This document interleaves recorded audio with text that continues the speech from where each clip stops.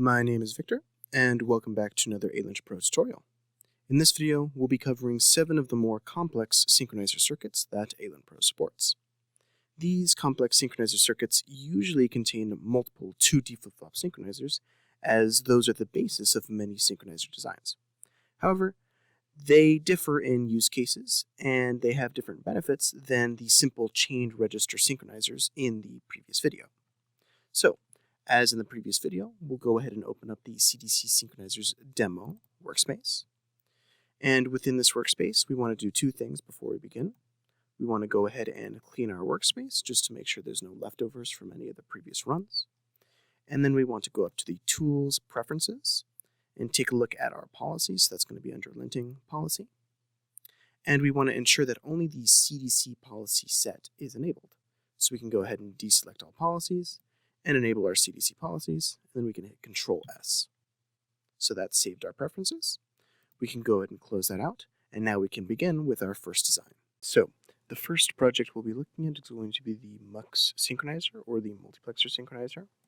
So we'll go ahead and open up these 2 files and run the CDC analysis while we're taking a look at this .sv file. So in the .sv file, we'll notice that we have 2 clock domains, one for clock A and clock B. And then we have 2 input signals, DN ready and DN, where DN ready is a signal essentially indicating that DN is being held constant by the transmitting domain or the clock A domain, and that it's ready to be read in by the receiving domain. And then we have DOut, which is the output of the data, but from the receiving domain. And we have a few of the internal signal declarations. And most importantly, here we have the reason why this is called the multiplexer synchronizer. We have the actual multiplexer, where it takes in the synchronized version of the ready signal, and then it uses that as the select line to decide between whether or not to retain its current data that's being stored, which is the data currently in clock B's domain, or to read in the new data from clock A. So that's what this ready synchronizer is going to tell the multiplexer to select between. Now in this first always block, we essentially have components unrelated to the synchronizer itself. These are just input registers, one for the data from clock A and one for the data being ready from clock A. But neither of these is actually part of the synchronizer. Those are just input registers. And then the outputs of these feed into the inputs of the synchronizer. So starting with the first signal here, this is data MUX to data clock B. So what that's doing is it's taking the output of the data multiplexer and it's writing it into a register. And so this register here is going to be and the output of this register is going to feed back into one of the inputs of the multiplexer. This second register here, data clock B to DOut, isn't part of the synchronizer. That's just an output register to hold the data. And then finally, we have these 2 registers right here. Both of these are for reading in and synchronizing the data ready clock A signal, and it synchronizes it by running it through 2 consecutive D flip-flops. So this is a 2D flip-flop synchronizer contained with our overall module for the multiplexer synchronizer. So now that we've looked at that, we can also briefly look at the .adc file.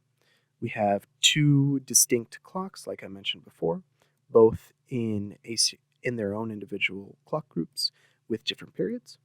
And we also have the input delays for DN and DN ready, both with a delay of 5 with respect to clock A. And then we have the output delay of DOut with respect to clock B of 8. So now that we've looked at all of those, we can look at some of our different views. And I'll go ahead and start with the RTL view. So taking a look at these, we have these 4 components here as part of our actual multiplexer synchronizer. And data ready clock A, data clock A, and DOut are all input/output registers that are just there for holding the data and registering the data. So the actual synchronization scheme occurs within these 4 highlighted blocks. And again, as we mentioned, we have the DN ready signal that gets fed through a 2D flip-flop synchronizer, which then acts as the select line for our multiplexer. That multiplexer is selecting between 2 distinct things. The first is the data coming in from the sending domain or the transmitting domain, and the second is the current data stored in the receiving domain. So either it remains unchanged if the ready signal is off, it's not ready to receive anything, or it's going to change and read in the data from the domain of clock A when the select line is high, in other words, when the ready signal is on. And then finally, that gets set to this output register here. We can also take a look at the CDC schematic to see exactly what kind of synchronizer that ALINT-PRO recognizes this as. So we can take a look and open up all these boxes. And once all of these are open, we'll notice that we have our sending domain, which sends data clock A and data ready clock A, which we mentioned before. This is clock A's domain. And then we also have clock B's domain over here, which receives and synchronizes that data using what ALINT-PRO recognizes as a MUX, or a multiplexer synchronizer. And if we were to open that up and take a look, we see exactly the picture we saw over in the RTL view, only consisting of these four components, because these are what the actual synchronization circuit is, with the other registers just being external registers. We can also take a look at a few other views that we have over here. First, looking at the CDC viewer, we have the domains 1 and 2. So domain 1, that's going to be clock A's domain. It details all the crossings to and from that domain. In particular, we have the crossings coming out of this domain going over to domain 2. So we have most of them, 4 of the bits of the data from clock A are synchronized by a wide multiplexer synchronizer, and the wide there just signifies that it's multi-bit. And then we have the ready signal being synchronized by the ND flip-flop, or in this case, a 2D flip-flop synchronizer. And if we were to look at domain 2, it would detail the exact same information, except the only difference is that it would word it as it's crossing to domain 2 from domain 1, but it's the exact same contents. Synchronized by wide MUX for the 4 bits of data, and then synchronized by the ND flip-flop, or 2D flip-flop synchronizer for the ready signal. Looking at the clocks and reset viewer, we notice that we can see our 2 clocks, clock A and clock B, at their specified frequencies, and we could also open them up to see where these clock signals go. We also have the RDC viewer detailing our 2 clocks as well in the non-resettable domains. And then finally, we can look at the violation viewer. Specifically, we notice that we have exactly one violation in this design, which is to use the recommended synchronization scheme. And that's just because the wide multiplexer synchronizer is detected, and it's not part of our synchronization schemes that we have currently enabled. So if we were to open this rule, we could either look at its rule description to see why it's an important rule, or we can look at it in the policy editor, and we could actually change what types of synchronizers we want to allow, as detailed in the previous video. So we can edit these, and you'll notice that the wide multiplexer synchronizer isn't present on this list. So with all that out of the way, we have finished up with the first design, the multiplexer synchronizer. So what we can do now is we're going to clear all of these views out, and then we can begin on the next design. So with this next design, which is going to be the enable synchronizer, we're going to go ahead and compare each of its elements with the elements from the multiplexer synchronizer. First, we'll go ahead and start with the .sv files, and I'm going to make a few spacing changes just to make the changes more noticeable, or rather the lack of changes. In particular, you'll notice that the main difference between these two is that instead of having a multiplexed signal over here on line 8, we instead have an enable signal within the clock B domain, in particular the clock that's sampling using the ready signal. And so that's the only real difference between the enable synchronizer and the multiplexer synchronizer. And in fact, an enable register can be implemented logically as a register with a multiplexer at the front. So really there could be just no difference between these two besides the way that you describe it with the HDL, which is why the tool sees them as two different synchronizers. We can also take a look at the difference in the RTL views. So let's go ahead and get rid of all these changes, begin the CDC analysis, and then while that's happening, we can go ahead and take a look at the enable synchronizer RTL view. So opening that up, you'll notice that here we have the multiplexer synchronizer RTL view, but if we were to go to the enable synchronizer, set that as our active project, go to the CDC analysis,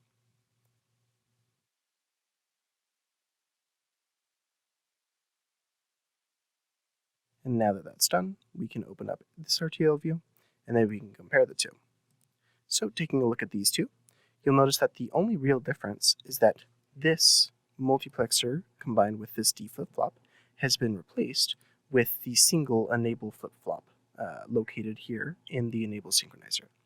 And again, it's implemented, as mentioned before, with just a multiplexer chained directly with the register. We can also go ahead and compare the CDC schematic for both of these two designs. So opening up, setting the Mux synchronizer as the active project and opening up its CDC schematic. Now we can go ahead and take a look at the difference between these two. But again, based off of what we saw before, the main difference we should see is just that the multiplexer combined with the register is just going to be replaced with a single enableable register. And so if we look here, we notice that in the Mux synchronizer case, yes, we saw before that the tool recognizes this as the Mux synchronizer, but in the enable synchronizer case, it recognizes it differently. Despite being functionally equivalent, it has a register with an enable signal instead. And now looking at the enable synchronizers, at the rest of the windows for the enable synchronizer, we'll notice very few changes besides just naming. So for example, here in the CDC viewer, we'll notice that we see all of our data coming from clock A to clock B is synchronized by a wide enable instead of previously, which was a wide multiplexer synchronizer. Our constrained clocks are the same, RDC viewer is the same, and another difference between the two is that the violation viewer has no violations in it. And that's because, as discussed before, if we were to take a look at violation 1.12 in the policy editor, we'd notice that the enable synchronizer is actually an allowable synchronizer type for this design. And again, these are configurable. So, with that out of the way, we are finished up with this project, and we can go ahead and move on to the next project after we clear out all of our windows. And now we can move on to our next project. So this next project we'll be looking at is going to be the Handshake synchronizer. So we'll go ahead and set that as our active project. We'll begin with opening each of these files, as well as opening the help menu, so we can take a look at the product help guide, and we can see a nice clean view, or a nice clean schematic view, of the Handshake synchronizer. It'll be over here in the CDC analysis, under metastability, and the synchronization circuits. So, taking a look at the Handshake synchronizer schematic, essentially what this boils down to is we have two FSMs in charge of sending requests and acknowledgments to one another. So these requests and acknowledgments must be sent through some sort of synchronizer, and here it's a 2D flip-flop synchronizer because it's only a 1-bit signal. And that's because each of these FSMs is in a different clock domain from the other. So it's the sending FSM sends a request to the receiving FSM, it acknowledges it, and it allows its receiving register to read in data from the sending domain. And essentially, all this requires is 2D flip-flop synchronizers, 2 FSMs, and then your registered input and output. So that's what we should expect when we take a look at the test.sv file. So taking a look at that, here we have our two 2D flip-flop synchronizers, one for the request and one for the acknowledgement signal. And then we have our 2 FSMs, both of which are use the same module, but are named TX and RX. One for the transmitting domain, the clock A domain, and one for the receiving domain, clock B. We also have the always at pos edge clock B, which is the receiving register here, seen in the schematic view. And this essentially just says, hey, if we received a request for transmitting data, we're going to read in that data once it's been synchronized. So once that synchronized signal goes high. And the only extra signal here not noted in the help guide is the busy signal, which just says that if we have a request being sent from the request FSM or a synchronized acknowledge being received by the transmitting FSM, then this is in the busy state. And so this is the entirety of the test.sv file. We can also take a look at the 2 smaller files, each of the 2 submodules. Sync.sv is just a 2D flip-flop synchronizer, as mentioned before in the previous simple synchronizers video. And the FSM.sv is simply an FSM dependent that has 1 state bit and is dependent only on 2 inputs, a request input and an acknowledgement input. And we can also look at the test.adc file, which just details the 2 different clocks and their differing periods. It details that they are asynchronous to one another, and it also lists how each of the input and output are delayed with respect to their clocks. So with all that out of the way, now we can go ahead and run CDC analysis on this project. And once that's finished, we can take a look at the RTL view and we can compare that to what we see in the user guide. So opening up our RTL schematic, we see a picture that, while organized differently, shows us exactly the same contents with a few minor additions. So in particular, we have the RX, the receiving, and TX, the transmitting domains. In particular, these are the FSMs for each of those domains. So we have the transmitting domain sending a request over to the request synchronizer. This is the 2D flip-flop synchronizer, which then sends its output over to the input of the receiving domain, the receiving domain's FSM. This receiving domain's FSM sends its output to an acknowledgement synchronizer, which then sends its output to the acknowledgement input of the FSM in the transmitting domain. And again, all of these are exactly the same blocks as listed here. This is the transmitting FSM, receiving FSM, and then our two request and acknowledge D flip-flop synchronizers. We also have that busy signal, which is the OR of the request out from TX, and the acknowledgement synchronization signal from the output of this acknowledgement synchronizer. And then we finally have the output register, which here has an enable signal coming from this wire over here, which is the synchronized request signal. And this has a clock of clock B because it's in clock B's domain that we're receiving this signal from. And the data is fed in from DN, which is from clock A's domain. So now that we've taken a look at the RTL view, we can take a look at the CDC schematic, where we're going to open up each of the different synchronizers, and we can take a look at each of their subcomponents. So here you'll notice that ALINT-PRO recognizes our overall module as a handshake synchronizer. And if we were to open it up and take a look at each of the content, or at the individual contents, we'll see, okay, this entire thing is a handshake synchronizer, and it consists of an FSM for receiving data, an FSM for transmitting data, as well as the two 2D flip-flop synchronizers, one for synchronizing the acknowledgement, one for synchronizing the request, as well as the data register, which is going to be reading in the data from the transmitting domain. And so all of this makes up our handshake synchronizer. So we can take a look at some of our other views. In particular, starting with the CDC viewer, we'll look at the crossings between the domains. So first we have the crossing from domain 1 to domain 2, which is from the transmitting to the receiving domain. So we have a few things being synchronized. In particular, we have the data, DN, going to DOut, which is synchronized by our handshake synchronizer here.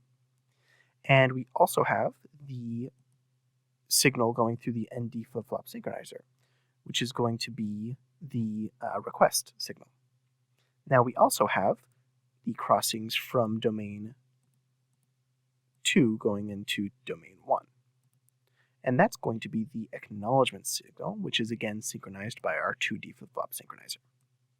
So closing up this, we can also take a look at some of the other views, but there's not a whole lot here that we can look at in detail. We can, of course, look at the clocks and see what each of the clocks feeds to, but that's not necessary. We can also take a look at the violation viewer, which is going to be our last view, and we'll notice that this synchronization scheme is not one of the recommended synchronization schemes. So if we were to look over in the policy editor, we'd notice that this synchronizer is not one of the synchronizers on this list. And that's the reason why we get this violation.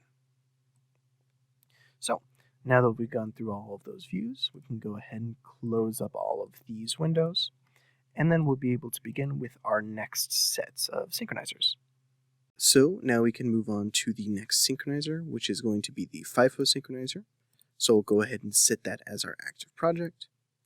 I'll go ahead and start the CDC analysis on it, and I'll also go ahead and open up the help guide so we can compare the differences between the FIFO synchronizer and the handshake synchronizer, which we just covered.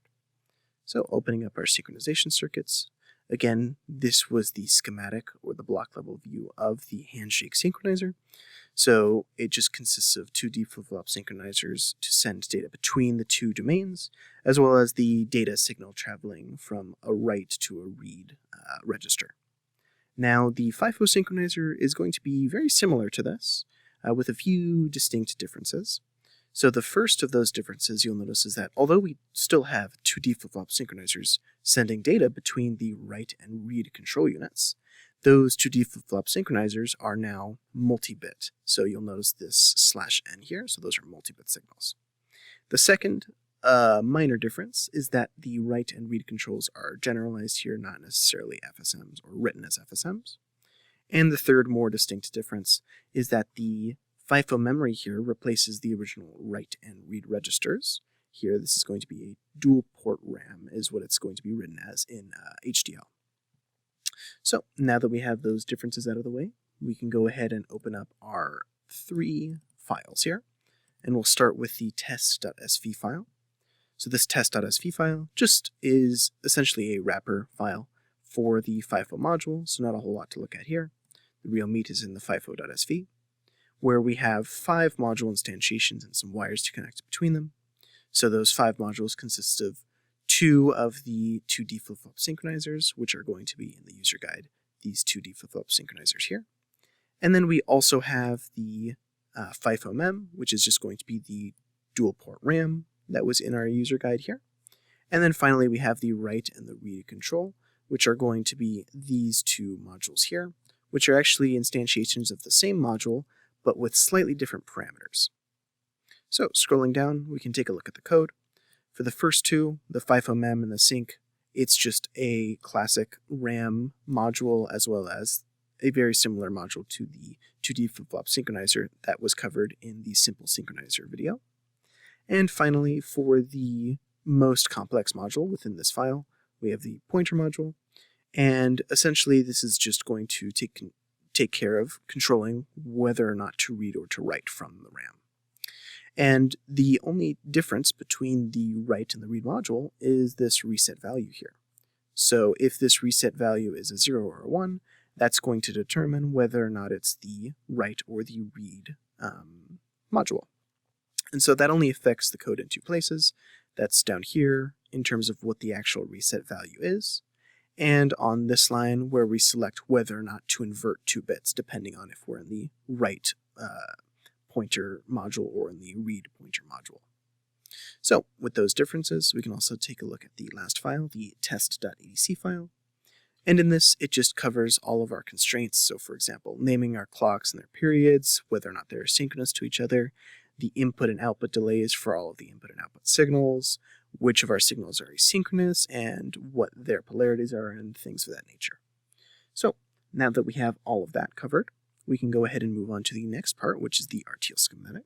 So we can go ahead and open this up, and we'll see our 5 modules here. These are going to be our 2 2D flip-flop synchronizers that connect and send information between the read pointer and the write pointer modules. And then we have the FIFO memory here, which is just going to be the RAM, the dual port RAM.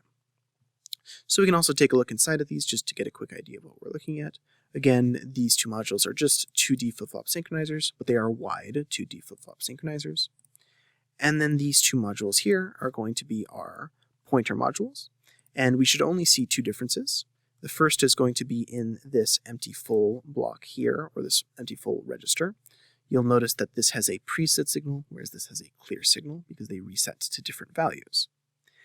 The other difference is going to be within these 2 inverters here. You'll notice that those 2 inverters are present in the write pointer module, but are not present in the read pointer module. But besides that, they are the same. So closing that up, we can also take a look at the CDC schematic. So I'll go ahead and open up the CDC schematic viewer. And what we'll look at here is domain 1. And when we open this up, we're going to see our FIFO synchronizer here recognized by ALINT-PRO. And if we open up the FIFO synchronizer, we'll actually be able to see each of the individual blocks that we saw in the RTL view. So first over here is the ND flip-flop synchronizer block, and then we also have the two pointer controllers, which are going to be the write and the read pointer controllers, the second ND flip-flop synchronizer, and finally our RAM. So now we can take a look at some of the other views around the screen. So taking a look over on the left, the CDC viewer showing the same information as we just looked at, but we can go ahead and look at it in a different format. So we can open up the crossings to domain 1 from domain 2, and we'll scroll all the way over to the right and we'll take a look at what these signals are and how they're synchronized. So we can see that these memDB signals, those are going to be our data signals. Those are actually synchronized by the wide FIFO synchronizer. And then down here, we have these pointer signals that are sending data between the two pointers, and those are synchronized by the wide ND flip-flop synchronizer. And there's also the crossings in the other direction that are also synchronized by the 2D flip-flop synchronizer. So now we can go ahead and take a look at the next view, which is going to be the clocks and resets viewer. So you'll notice that we just have the two clocks shown earlier in the .adc file with their respective periods. And we could also finally look at the violation viewer, which here is just going to show the same violation we saw in some of the previous ones, which is just that this is not the recommended synchronization scheme. So we can always open up the policy editor and take a look and then edit the synchronizer types that are allowed in case we do want to allow FIFO synchronizers for our particular design constraints. So with all of that, what we can do is we can go ahead and clear out this tab and start closing up all of our windows.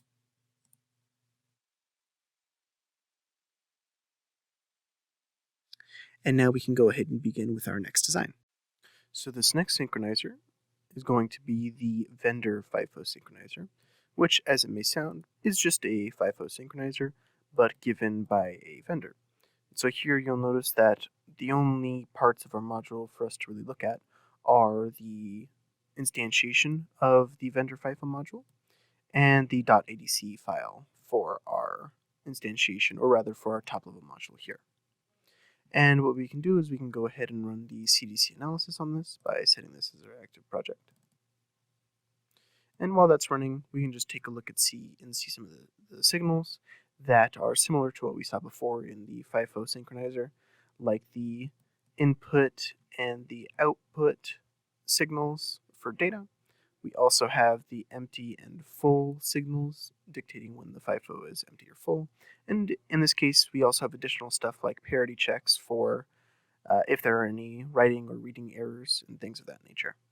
So now that the CDC analysis is finished up, what we can do is we can go ahead and open up first the RTL view, which doesn't have a whole lot, as we can see from the test.sv file.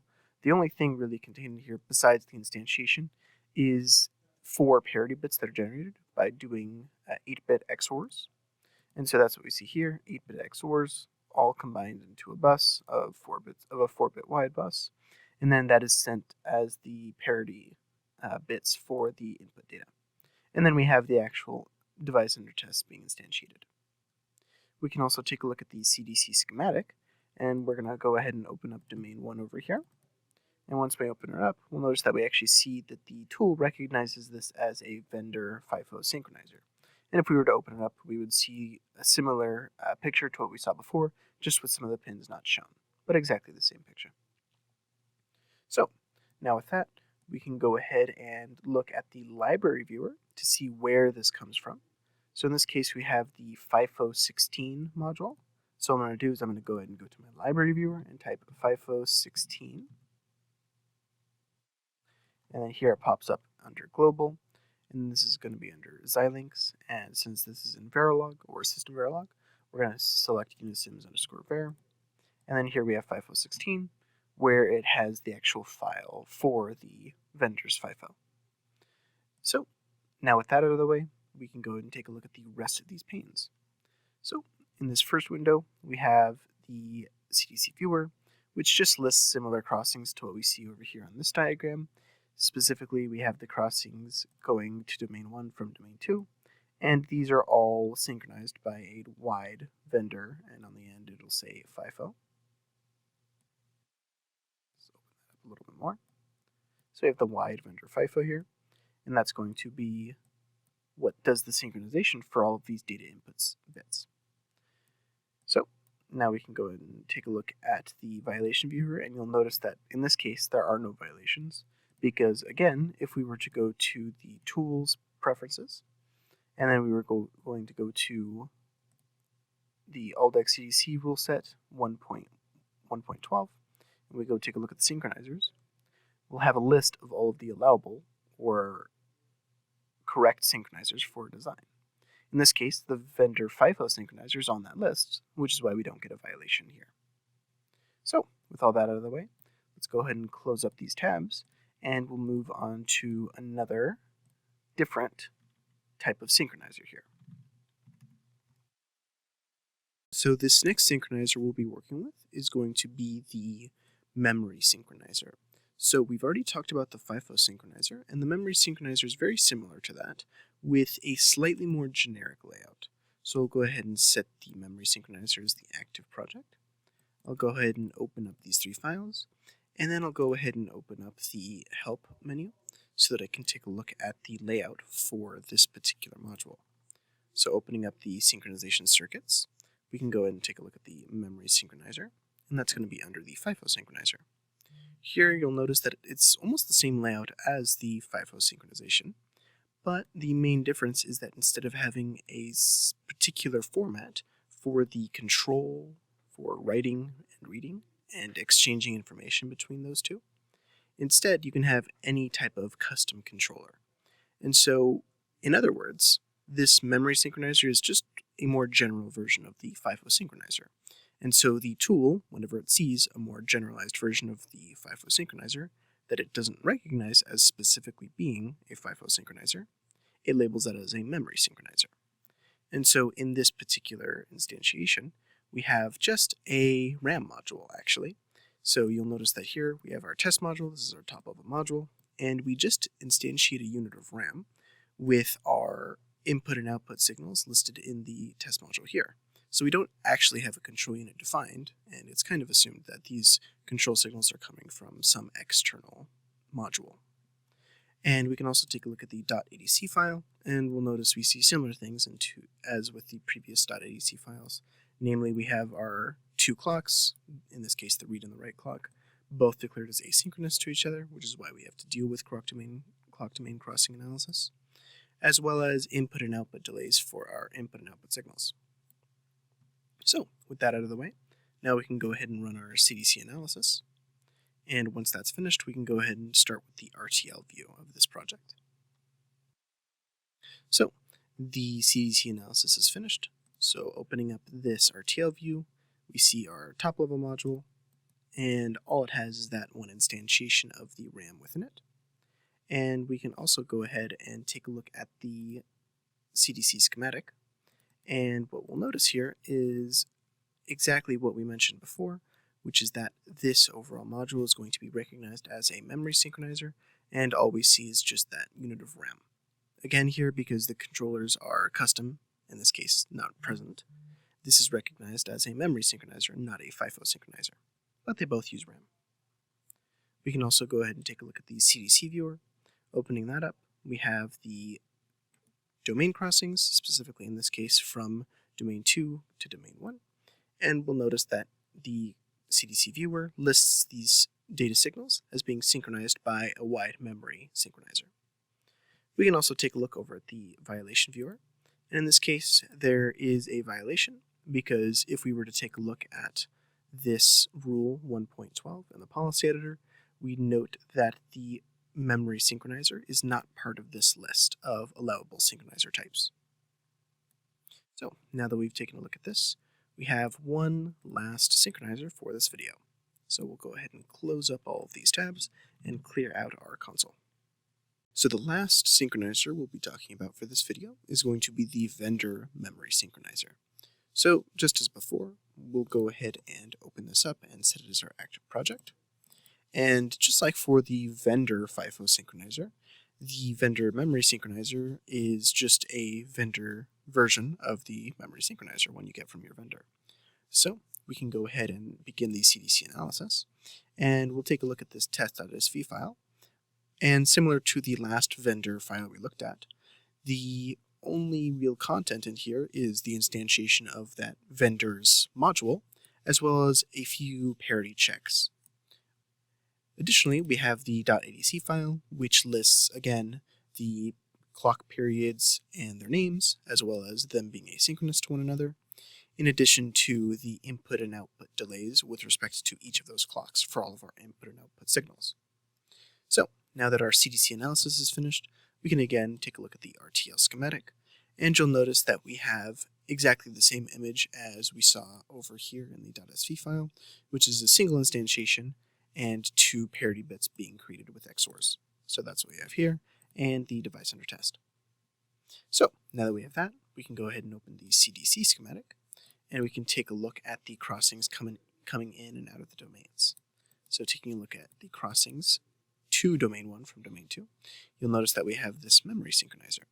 And if we were to open this up, it shows just our instantiation, which is to be expected because this entire module handles the memory synchronization by itself. We could also take a look at the crossings from domain 1, but this is just the sending points. The receiving point is where the actual clock domain crossing occurs, where we have to add a synchronizer in. So, with that in mind, now we can go take a look at the other views. If we were to look at the CDC viewer, and we were to look at, again, domain 1, and then we look at the crossings between the two, we can look at the wide vendor memory synchronization on the bits here, which are DIB 0 to 7. And so taking a look at those, we can see that these are indeed recognized as a wide vendor memory FIFO, or not FIFO, a synchronizer. Now we can also take a look for this in the actual library viewer. If we were to search up this name, which is RAM-B16S9S9, and we were to put it in here, we could open up the file which contains this vendor's specifications for this module. So we can go and close that up, and we can also take a look at the other views we have around here, which is just a list of in the clocks and resets viewer, clocks and unconstrained resets. And we'll also notice that we don't have any violations in the violation viewer, because once again, if we were to take a look at ALDEX CDC section 1, rule 12, and we were to look at the types of synchronizers allowed, we'll notice that the vendor memory synchronizer is indeed an allowed synchronizer in this design. Again, these can be edited, changed, added to, and taken away from, but for the moment, this is the default, which is why we don't have a violation here. So, that's it for this video. Thank you for watching.